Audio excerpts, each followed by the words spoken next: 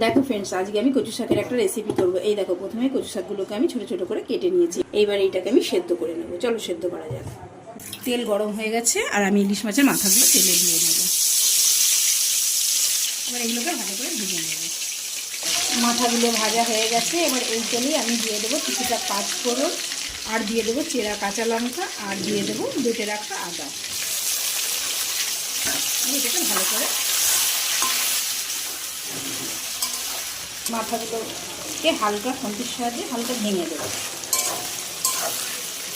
এইবার দিয়ে দেবো সেদ্ধ করে রাখা কচু শাকটা, দিয়ে দেবো লবণ, আর দিয়ে দেবো হলুদ। এটাকে ভালো করে নেড়ে দেবো।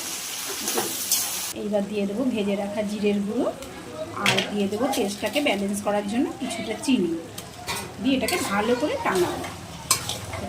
এই দেখো ফ্রেন্ডস, তৈরি আমার কচুর শাক। এইভাবে এই রেসিপিটা করো, আশা করি তোমাদের খুব ভালো লাগবে।